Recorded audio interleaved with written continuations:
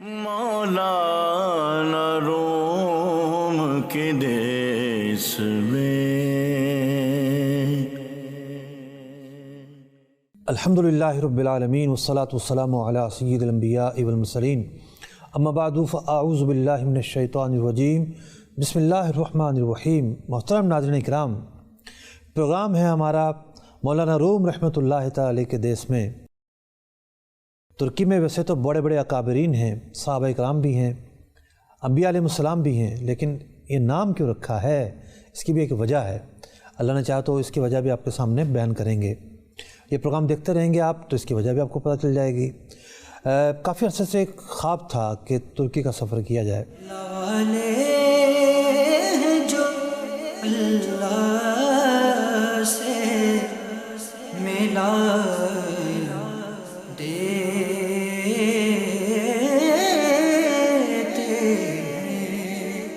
اور وہاں جو اولیاء کرام ہیں، صحابہ کرام ہیں، انبیاء کرام ہیں، ان کے مزارات پر حاضر دی جائے، وہاں کی تاریخ کا اور اپنی آنکھوں سے مطالعہ کیا جائے، اور وہاں جا کر مقامی علماء سے ملا جائے، وہاں کی ثقافت، وہاں کے لوگوں کا رہن سہن دیکھا جائے، وہاں جو عظیم الشان مساجد قائم ہیں ان مساجد کو دیکھ کر ایمان تازہ ہو جاتا ہے، اور مساجد کی زیارت کی جائے۔ مولانا روم کے دیس میں اے رضا ہر کام کا ایک وقت ہے۔ جی ہاں، تو وہ وقت آیا کہ ہم نے بھی ویزا لگوایا۔ ویزا لگوانے کی جو بھی پروسیس تھے وہ پورے کیے، اور اکتوبر میں ویزا لگ چکا تھا۔ موسم بھی بڑا اچھا تھا جانے کے لیے، لیکن ایک لالچ دل میں بیٹھی ہوئی تھی کہ کرونا کی وجہ سے عمرہ ویزا بند ہے، تو تھوڑا سا انتظار کر لیا جائے کہ عمرے کا ویزا کھل جائے تو ذہ نصیب حرمین طیبین کی بھی حاضری ہو جائے۔ یوں ایک مہینہ گزرا، دوسرا مہینہ گزرا، تیسرا مہینہ گزرا، لیکن ویزا تھا کہ کھلنے کا نام نہیں لے رہا تھا۔ 6 مہینے کا وقت ہوتا ہے، ترکی ویزا اگر لگ جائے تو وہ ویلڈ رہتا ہے۔ ابھی ہمارے پاس اپریل تک کا وقت تھا، لیکن ہم سردی گزر جانے کا انتظار نہیں کر سکتے تھے۔ کیوں؟ اس کی وجہ یہ تھی کہ میں نے نگرانی شورا کے ایک پروگرام میں سنا تھا کہ انہوں نے یورپ میں سردی کے موسم میں سفر کیا۔ وجہ اس کی یہ تھی کہ گرمیوں میں لوگ ایسے کپڑے پہنتے ہیں کہ اس کی وجہ سے بہت دشواری ہو جاتی ہے، بد نگاہی کا اندیشہ رہتا ہے۔ تو ترکی میں بھی بڑی تعداد کے اندر سیاح آتے ہیں اور بھانت بھانت کا لباس پہنتے ہیں، تو سردی میں جانے میں یہ عافیت رہتی ہے کہ بندہ جو ہے وہ کچھ چیزوں سے محفوظ رہتا ہے۔ تو بالآخر جنوری کے مہینے میں ہمارا جانا فائنل ہوا، اور 24 جنوری کو 7:50 پر ہماری فلائٹ تھی۔ دینی الاسلام، دینی الاسلام۔ فلائٹ براہ راست ترکی کے لیے تھی۔ کراچی سے استنبول کا جو سفر ہے اس میں 2 گھنٹے کا ٹائم کا بھی ڈفرینس آ جاتا ہے، یعنی استنبول کا جو ٹائم ہے وہی ہے جو مدینہ منورہ کا ٹائم ہے۔ جیسے پاکستان میں اگر 8 بجے ہیں تو وہاں 6 بجے ہوں گے، یعنی 2 گھنٹے بریک ہوگا۔ مقررہ وقت پر ہم ایئرپورٹ پہنچ جاتے ہیں، ہمارے ساتھی جو تھے قافلے کے شرکاء وہی پہنچ جاتے ہیں۔ ویسے تو ہمارے قافلے کے جو شرکاء تھے وہ 11 افراد تھے۔ 11 افراد پر مشتمل ایک قافلہ تھا، لیکن 3 افراد ویزا لگنے کے باوجود جو ہے نہ جا سکے۔ ایک کی کاروباری اہم مصروفیات آڑے آئی۔ ہمارے ایک جو ساتھی تھے ان کا کورونا ٹیسٹ پازیٹیو آ گیا، اور ہمارا ایک جو ساتھی تھے ان کی بچی کی شادی 10 فروری کو تھی۔ اصل میں ایسا تھا کہ جب یہ ترکی کے قافلے کا اعلان ہوا کہ بھئی یہ قافلہ جا رہا ہے، اور اس میں ماشاءاللہ مفتیان کرام بھی تشریف لے آ رہے تھے، اور اس کی سب سے بڑی اٹریکشن یہ تھی کہ اس میں ہم صحابہ کرام کے مزارات پر جائیں گے، اولیاء کرام کے مزارات پر جائیں گے۔ جیسے کہ ترکی ماشاءاللہ بہت مقدس ملک ہے جہاں بے شمار صحابہ کرام اور اولیاء کرام کے مزارات ہیں، تو ایک خوشی تھی۔ ویزا بھی لے لیا تھا، ٹکٹ بھی لے لیا تھا، ویکسینیشن بھی کرا لی تھی، مگر اچانک جو ہے وہ کچھ ایسی مصروفیات آئیں۔ آفس کی طرف سے مجھے کال آئی کہ وہ کچھ ایسی مصروفیات ہیں کہ آپ کے لیے جانا، ابھی سفر کرنا ممکن نہیں رہے گا۔ تو اب یہ میرے لیے بڑا تکلیف دہ تھا کہ یہ میں گروپ میں دوستوں کو کیسے بتاتا۔ تو پھر بہرحال میں نے ہمت کر کے ایک دوست کو کہا کہ یار وہ مجھے کچھ کاروباری مصروفیات کی وجہ سے رکنا پڑ رہا ہے تو میں نہیں جا پاؤں گا۔ تو مگر اس پر دوستوں نے بھی حوصلہ افزائی کی، بلکہ مفتیان کرام کا بھی فون آئے، انہوں نے بھی ہمت بندھائی۔ مگر یہ کہ میں ویسے تو نہیں جا سکا، جانے سے رہ گیا کہ جیسے جیسے جب یہ لوگ آن لائن آتے تھے تو فیس بک وغیرہ پر تو میں فوراً جو ہے وہ لائیو ہو جاتا تھا ان کے ساتھ۔ ہمارے مفتی علی اصغر صاحب، ہمارے مفتی حسان صاحب، ان کے ساتھ ترکی کا سفر ڈیزائن کیا گیا، اور ہمارے اسلامی بھائی ہیں فیصل بھائی، ان کا میرے پاس میسیج آیا کہ بھائی اس طرح سے ہم جانے کی ترکیب بنا رہے ہیں، کیا ارادہ ہے؟ اور انہوں نے جو تاریخ بتائی تھی، میرے سمجھنے یا ان کے کہنے میں کوئی شاید مسٹیک ہوئی، تو میں ان تاریخوں کو سمجھا اور ان تاریخوں میں نے اوکے بھی کر دیا، ویزا بھی لگ گیا، ٹکٹ بھی بن گئی، لیکن چونکہ قدرت کو کچھ اور منظور تھا، میری بچی کی شادی تھی، تو اس سبب سے وہ تاریخیں ایسی ہو گئیں کہ میں ان کے ساتھ سفر نہ کر سکا۔ باقی 8 افراد رہ گئے مجھ سمیت۔ ہم لوگ مقررہ وقت پر ایئرپورٹ پہنچے، فجر کی نماز وہیں ادا کی، اور اس کے بعد جہاز کی طرف بڑھے۔ جہاز کے چلنے کا جو ٹائم تھا، اس ٹائم پر چلنے کے لیے جہاز نے اپنے دروازے بند کیے اور ریگنا شروع کر دیا۔ ابھی جہاز نے چلنا ہی شروع کیا تھا کہ اچانک ایک چھوٹا سا حادثہ ہوا۔ حادثہ کیا ہوا؟ پیچھے بیٹھے ایک مسافر نے جو ہے وہ چیخنا شروع کر دیا، اور اس پر کپاہٹ طاری تھی، منہ سے جھاگ نکل رہے تھے، مسلسل آوازیں بلند ہو رہی تھیں۔ لوگوں نے ایمرجنسی پکارا، اور جہاز کا عملہ بھی آیا، لیکن عملے نے تو خیر مسافر کو ہاتھ نہیں لگایا۔ ان کے سامنے ایک صاحب بیٹھے ہوئے تھے جو کہ ایسا لگا کہ فرسٹ ایڈ کی انہوں نے ٹریننگ لی ہوئی ہے۔ انہوں نے بڑے اچھے طریقے سے اس مریض کو جو ہے وہ لک آفٹر کیا، اسے سنبھالا۔ انہوں نے کہا کہ بھئی کسی کے پاس چمچ ہو، چمچ لا کر دو تاکہ اس کے منہ میں جو ہے وہ دی جائے۔ دانت جو ہے بار بار بج رہے تھے، اور وہ عجیب کیفیت تھی، اور بظاہر علامات یہ تھی کہ مرگی کا دورہ پڑا ہے۔ اب مرگی کا جو مریض ہوتا ہے کہ وہ تھوڑی دیر بعد سنبھل بھی جاتا ہے۔ چنانچہ جہاز چلنا رکا، زمینی عملہ جہاز میں داخل ہوا، ڈاکٹر آئے، تو جہاز جو ہے تقریباً 2 گھنٹے رکا رہا، اور اس دوران جو ہے وہ بندہ بھی ریلیکس ہو گیا، ٹھیک ٹھاک ہو گیا۔ ایک ڈاکٹر نے کہا کہ سفر کر سکتا ہے، اس قابل ہے، لیکن ایک صاحب تھے، انہوں نے کہا کہ جی رسک نہیں لینا چاہیے، اتنے سارے مسافر ہیں، پھر پڑ گیا دورہ تو کیا ہوگا۔ اور بالآخر وہ مسافر نہ چاہتے ہوئے بھی اپنی منزل کی طرف پرواز نہ کر سکا، اسے آف لوڈ کرنا پڑا۔ آف لوڈ کیا ہوتا ہے؟ آف لوڈ کے اندر ہوتا یہ ہے کہ مسافر نہیں اترتا، صرف بعض اوقات ایسا بھی ہوتا ہے کہ مسافر نے سامان بھیج دیا اور خود نہیں آیا، پھر بھی آف لوڈ ہوتا ہے اس کا سامان۔ اب سامان کہاں جا کے رکھا ہوا کونے کھانچے میں، سب لوگوں کا سامان اترتا ہے، اس کا سامان کہاں رکھا ہوا تھا، پھر وہ تلاش کر کے نکالا جاتا ہے، پھر باقی لوگوں کا سامان ڈالا جاتا ہے۔ یوں 2 گھنٹے جو ہے ہم مزید لیٹ ہو چکے تھے، اور جہاز اپنے مقررہ وقت پر اڑنے کے بجائے 2 گھنٹے لیٹ اڑا، اور جہاز نے پرواز بھری۔ ہم لوگ پاکستان میں کراچی سے نکلے، کراچی سے ہوتے ہوئے بلوچستان کے ساحلوں پر سفر کرتے ہوئے گوادر پہنچے، اور گوادر کے راستے سے جو ہے وہ ایران میں داخل ہوئے۔ ایران کے اندر کرمان، اس کے بعد تہران، اس کے بعد تبریز آیا۔ تبریز کے مقابل میں جو ہے وہ موصل تھا۔ یوں ہوتے ہوئے ہم ترکی کی حدود میں داخل ہوئے۔ ترکی بھی تقریباً پاکستان جتنا بڑا ملک ہے۔ ترکی میں داخل ہوئے تو یہاں کے میپ کے اندر مختلف شہر ہمیں نظر آتے رہے۔ دیار بکر نظر آیا، کیسری نظر آیا، انقرہ کے قریب سے ہوتے ہوئے یوں ہمارا طیارہ جو ہے وہ استنبول کے ایئرپورٹ پر لینڈ کر جاتا ہے۔ استنبول کوئی عام شہر نہیں ہے۔ مولانا روم کے دیس میں یہ وہ شہر ہے کہ جو سلطنت عثمانیہ کا کیپٹل رہا۔ ویسے تو سلطنت عثمانیہ کے کیپٹل کئی شہر رہے۔ سب سے پہلا شہر برسا تھا، پھر ایک اور شہر رہا، پھر استنبول رہا۔ سلطنت عثمانیہ 5 صدیوں کی کہانی ہے۔ 5 صدیوں تک مسلمانوں نے دنیا کے ایک بہت بڑے حصے پر راج کیا۔ جی ہاں، 40 سے 45 ممالک پر مشتمل یہ سلطنت تھی۔ یعنی آج ہم دیکھتے ہیں تو وہ ایریا 40-45 ممالک میں تقسیم ہو چکا ہے۔ کیا حجاز مقدس، عرب، آپ کا بغداد، شام، کویت، سوڈان، پھر بعض یورپی ممالک، اس کے بعد آپ مغرب میں چلے جائیں تو مراکش، تیونس، یہ ممالک پھیلی ہوئی سلطنت۔ اب اس سلطنت نے جہاں ایک حکومت کی ایک انتظامی معاملات چلائے، وہیں پر اس سلطنت کو ایک خصوصیت یہ حاصل رہی کہ حجاز مقدس کی خدمت اس کے پاس رہی۔ مصر کا جو ایریا تھا وہ اس کی سلطنت میں رہا۔ تو حجاز مقدس، مصر اور خود موجودہ ترکی جس میں استنبول آ گیا، جس میں کونیا آ گیا، یہ وہ ایریاز تھے جو اس وقت دنیا میں علم کے بڑے بڑے مراکز میں سے ایک تھے۔ یہ سمجھیے کہ ان کے مقابلے میں اگر کوئی علم کا مرکز تھا تو وہ چھوٹا تھا۔ جب بغداد اس میں آ گیا، جب مکہ مکرمہ اس میں آ گیا، مدینہ منورہ اس میں آ گیا، جب ازہر اس میں آ گیا، جب استنبول، کونیا اس میں آ گیا، تو کچھ رشین کنٹریز باقی بچ جاتی تھیں کہ جہاں پر علم پھل پھول رہا تھا، وہ سلطنت عثمانیہ میں نہیں تھا۔ اسی طریقے سے ہندوستان جو ہے، موجودہ پاکستان، انڈیا، یہاں علم جو ہے وہ نشو نما پا رہا تھا، وہ سلطنت عثمانیہ میں نہیں تھا۔ لیکن سلطنت عثمانیہ کے اندر آپ اندازہ لگائیے علمی خدمات کتنی ہوئیں، لاکھوں کتابیں لکھی گئیں۔ میں پڑھ رہا تھا ایک کتاب میں، غازی عثمان کے صاحبزادے تھے اور خان سب سے پہلے انہوں نے جو ہے وہ لشکر کا ایک مفتی مقرر کیا۔ انہوں نے کہا کہ اتنے سارے لوگ ساتھ ہوتے ہیں میرے، ان کے مسائل ہوتے ہیں، تو آپ سفر میں ساتھ رہیں تاکہ ان کے جو دینی مسائل ہیں وہ آپ دیکھ سکیں۔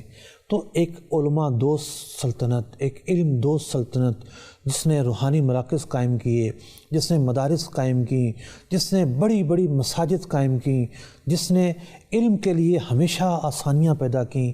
جب سے علم دنیا میں آئے سلطنت عثمانیہ یا ترکی جو علماء ہیں ان کی کتابیں پڑھنا شروع کیں، تو یوں ایک لگاؤ تو بندے کو ہو ہی جاتا ہے کہ یہ علم کا مرکز، یہ فن کا مرکز، یہ اسلام کا ایک تاج رہنے والا ملک اور شہر، یہ کیسا ہوگا۔ یہاں جو بزرگان دین تشریف فرما ہیں، کیوں نہ ان کے قدموں میں حاضری دی جائے اور کیوں نہ ان سے فیض طلب کیا جائے۔ تو یہ وہ مقاصد تھے کہ جو سامنے رکھ کر ترکی کا سفر ہوا۔ دینی الاسلام، دینی الاسلام۔ ترکی اگرچہ کہ محدود ہو چکا ہے، سلطنت عثمانیہ بہت سارے ممالک میں تقسیم ہو چکی ہیں، لیکن جو ترکی کی آج کی بھی سرحدیں ہیں، یہاں بھی بڑے بڑے علماء جو ہیں وہ مدفون ہیں۔ بات کریں اگر استنبول کی تو حضرت ابو ایوب انصاری صحابی رسول رضی اللہ تعالیٰ عنہ یہاں جلوہ فرما ہیں۔ حضرت محمود ہدائی رحمۃ اللہ تعالیٰ علیہ اور دیگر بہت سارے علماء یہاں تشریف فرما ہیں۔ بات کریں کونیا کی تو مولانا جلال الدین رومی رحمۃ اللہ تعالیٰ علیہ تشریف فرما ہیں۔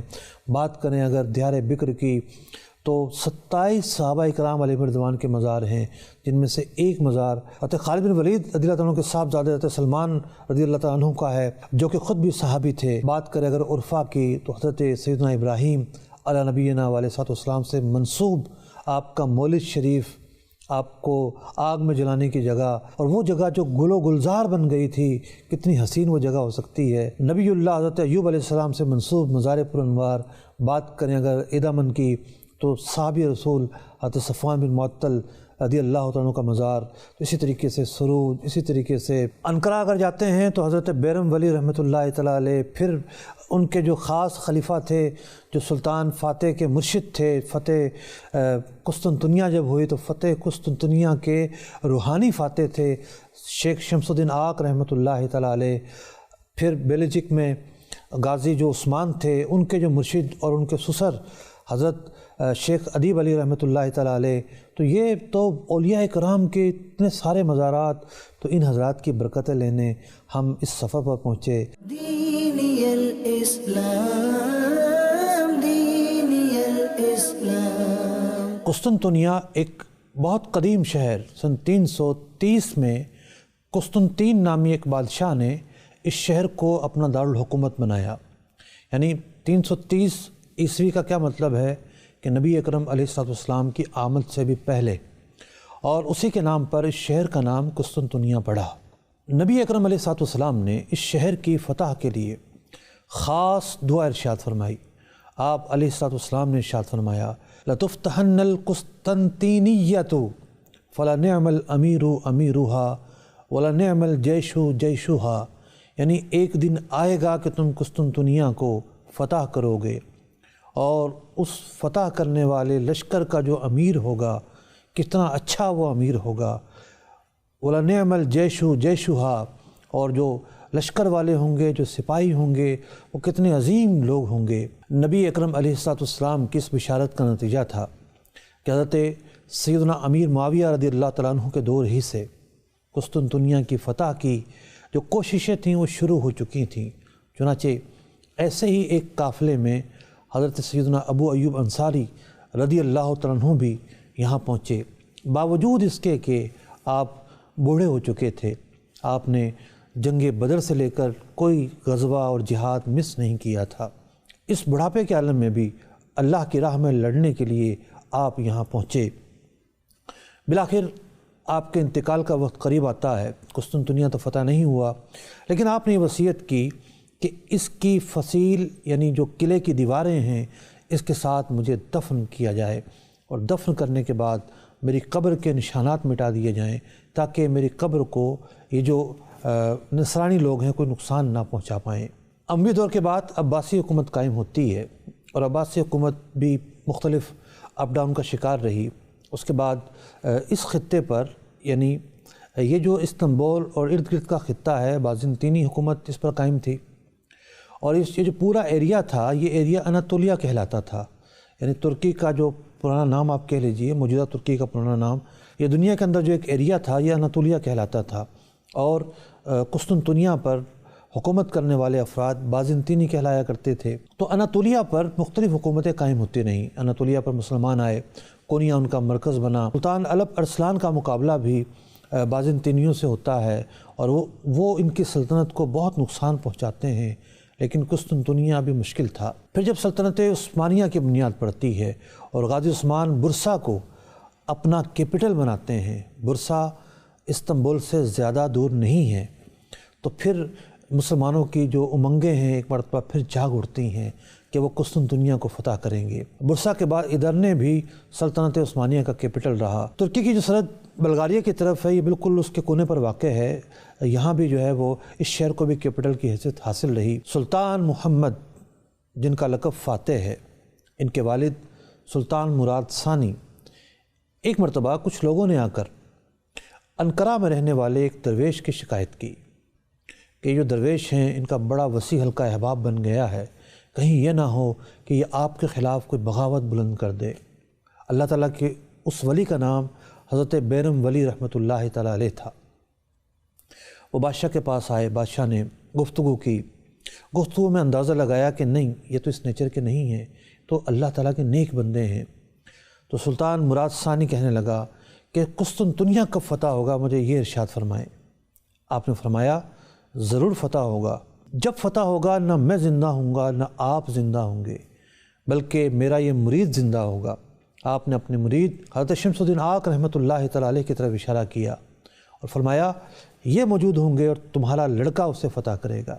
حضرت بیرم ولی رحمۃ اللہ تعالیٰ علیہ اللہ تعالیٰ کے بہت بڑے ولی ہیں۔ انقرہ میں عظیم الشان ان کا مقبرہ ہے، ہم نے وہاں حاضری دی، ہم محبوط ہو گئے۔ اتنا عظیم الشان مقبرہ اور اتنا عظیم الشان ایریا، اور نہ جانے کتنی دکانیں وہاں پر ہیں، ہوتا ہے نا مزارات کے گرد دکانیں ہوتی ہیں۔ اور مجھے تو عبداللہ شاہ غازی یاد آئے کہ جناب وہ پہاڑی پر بالکل مزار شریف ہے ان کا، تو بہت بڑے ولی اللہ تھے۔ جو قطب استنبول ہیں حضرت شیخ محمود ہدائی رحمۃ اللہ تعالیٰ علیہ، یہ انہی کے خلفاء میں سے آگے بڑھتے رہے، تو انہی کے خلفاء میں سے آپ کی خلافت ہے۔ حضرت شمس الدین آق رحمۃ اللہ تعالیٰ علیہ کو ایک روحانی اشارہ مل چکا تھا، ان کے مرشد نے بتا دیا تھا کہ تم اپنی آنکھوں سے قسطنطنیہ کو فتح ہوتے ہوئے دیکھو گے۔ سلطان مراد ثانی نے بھی حضرت شمس الدین آق رحمۃ اللہ تعالیٰ علیہ کو ہاتھوں ہاتھ لیا اور اپنے بیٹے سلطان محمد کی تربیت پر لگا دیا۔ سلطان محمد کے پہلے استاد جنہوں نے ان کو قرآن پڑھایا وہ حضرت علامہ اسماعیل قرآنی رحمۃ اللہ تعالیٰ علیہ ہیں۔ اس کے بعد حضرت شیخ شمس الدین آق رحمۃ اللہ تعالیٰ علیہ کی تربیت میں آ گئے، اور بچپن ہی سے انہوں نے سلطان فاتح کے دل کے اندر اللہ کے راہ میں لڑنے کا جذبہ پیدا کیا، اور قسطنطنیہ کی جو فضیلت تھی، یعنی اسے فتح کرنے کی جو فضیلت تھی، وہ ان کے دل میں ڈال دی اور ان کی بڑے آسن انداز میں تربیت کی۔ 833 ہجری بمطابق 1439 کو سلطان محمد فاتح پیدا ہوتے ہیں، اور صرف 53 سال دنیا میں رہنے کے بعد 886 سن ہجری اور 1481 عیسوی کو ان کا انتقال ہوتا ہے۔ انہوں نے 30 سال تک حکومت کی، اور پھر ایک دن وہ آتا ہے کہ قسطنطنیہ کے لیے تیاریاں تو بہت عرصے سے جاری تھیں۔ 2.5 لاکھ کا لشکر انہوں نے تیار کیا تھا، ایک پورا بحری بیڑا انہوں نے تیار کیا تھا، کیونکہ جو موجودہ استنبول جس کا پورا نام قسطنطنیہ ہے 3 طرف سے پانیوں میں گھرا ہوا ہے۔ بحیرہ فاسفورس جو ہے وہ قلعے کے ساتھ ساتھ گزرتا ہے۔ بازنطینیوں نے بہت بڑا قلعہ تعمیر کیا ہوا تھا، آج بھی جب اس قلعے میں ہم جاتے ہیں تو قلعہ ختم ہونے کا نام نہیں لیتا۔ 22 کلومیٹر کا ایریا ہے، پورا کا پورا شہر قلعے کے اندر تھا، چاروں طرف مضبوط اور بڑی اونچی اونچی دیواریں ہوا کرتی تھیں، ایک خشکی کا راستہ تھا، چاروں طرف سے سمندر اور پھر پہاڑی ایریا اور سمندر سے بہت زیادہ اونچا ایریا۔ یہ وہ ایک جغرافیائی صورتحال تھی کہ جس کی وجہ سے قسطنطنیہ کو فتح کرنا بہت مشکل تھا۔ سلطان محمد نے بحری بیڑا تیار کیا، سپاہی تیار کیے، بڑی بڑی توپیں تیار کروائیں۔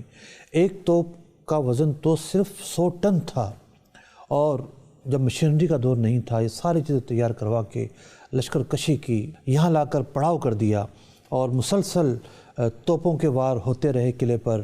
دیواروں کو اگر نقصان پہنچتا تو وہ لوگ دوبارہ سے اس کی تعمیر کر لیتے۔ ایک ایسا راستہ بھی تھا کہ جہاں سے نئی کمک پہنچ رہی تھی، چنانچہ یورپ کی طرف سے بحری جہازوں کے ذریعے امدادی سامان اور کمک انہیں پہنچتی رہیں۔ اس کمک کے پہنچنے کے نتیجے میں کامیابی کے آثار نہیں مل رہے تھے، لیکن مسلمان اس راستے کو بند نہیں کر پا رہے تھے، کیونکہ یہاں بند کرنے جاتے تو مشکلات کھڑی ہو جاتی۔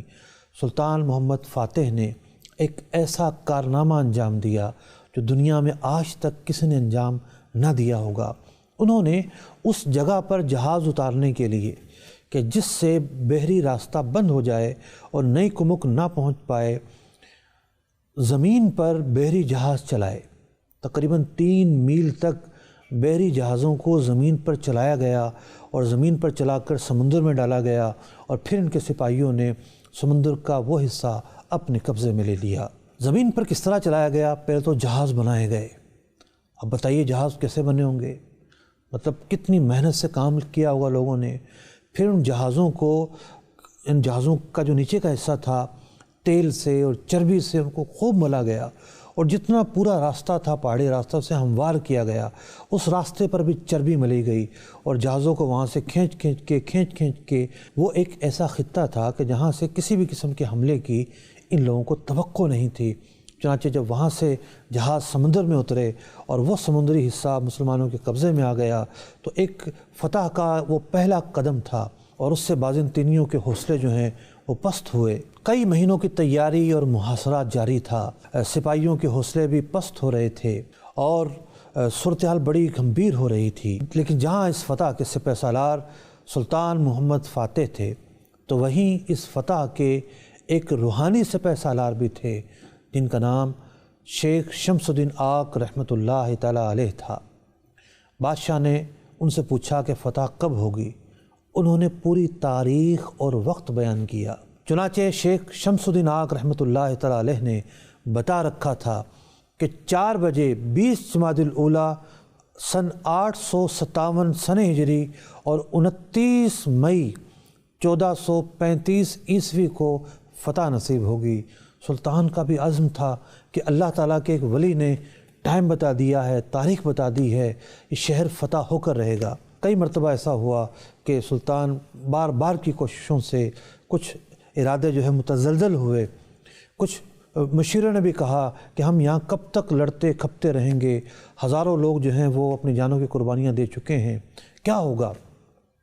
ایک دن سلطان شیخ شمس الدین آق رحمۃ اللہ تعالی کے خیمے میں جاتے ہیں، اور شیخ دوبارہ سے کہتے ہیں کہ فتح ضرور ہوگی، تھوڑا سا حوصلہ بڑھاتے ہیں، یہ واپس آ جاتے ہیں۔ پھر مارکا گرم ہوتا ہے۔ پھر دوبارہ ایک دن سلطان محمد فاتح شیخ شمس الدین آق رحمۃ اللہ تعالی کے خیمے کی طرف آتے ہیں۔ جو آپ کے خیمے کا دربان تھا، انہوں نے بادشاہ کو کہا کہ شیخ نے اندر آنے سے منع کر رکھا ہے۔ کہا مجھے بھی؟ کہا ہاں، انہوں نے کہہ رکھا ہے کہ کوئی بھی اندر نہیں آئے گا۔ سلطان دروازے سے تو ہٹ گیا، لیکن اپنا خنجر نکالا اور خیمے کا پردہ کاٹا کہ دیکھو تو صحیح اندر کیا ہو رہا ہے۔ سلطان دیکھتا ہے کہ شیخ شمس الدین آق رحمۃ اللہ تعالیٰ علیہ سجدے میں گرے ہوئے ہیں اور اللہ کی بارگاہ میں فریاد کر رہے ہیں، اے مولا کریم جلدی فتح نصیب فرما دے، وقت ہوا چاہتا ہے جلدی فتح نصیب فرما دے۔ یہاں سلطان محمد فاتح اپنے مرشد کے خیمے کے پاس کھڑے ہیں، اور وہاں سے انہیں فتح کی نوید مل جاتی ہے کہ قلعے کی دیواریں گر گئی ہیں اور ہماری فوج اندر داخل ہو رہی ہے۔ سلطان نے دیکھا تو وہی تاریخ تھی، وہی وقت تھا جو ان کے مرشد شیخ شمس الدین آق رحمۃ اللہ تعالیٰ علیہ نے بیان کیا تھا۔ جب قسطنطنیہ فتح ہو جاتا ہے اور شیخ شمس الدین آق رحمۃ اللہ تعالیٰ علیہ سب سے پہلے وہاں جمعہ پڑھاتے ہیں، ایک عجیب منظر تھا۔ سپاہی قتل و قتال کرنا چاہ رہے تھے، لیکن شیخ شمس الدین آق رحمۃ اللہ تعالیٰ علیہ بادشاہ کو کہتے ہیں کہ چونکہ سامنے والوں نے اپنے ہتھیار ڈال دیے ہیں تو اب قتل و قتال کی کوئی گنجائش نہیں۔ سپاہیوں سے کہیے کہ عدل سے کام لیں اور ناحق لوگوں کا خون مت بہائیں۔ مولانا روم کے دیس میں۔ محترم ناظرین کرام، کہنے کو تو بہت ساری باتیں مزید بھی ہیں لیکن وقت مختصر ہے۔ اگلی قسط میں اللہ نے چاہا تو ہم جو استنبول میں حاضریاں ہیں، کن کن جگہوں پہ جانا ہوا، وہاں سے شروعات کریں گے اور آپ مزید جان سکیں گے موجودہ استنبول کے حوالے سے بہت ساری مفید باتیں۔ مولانا روم کے دیس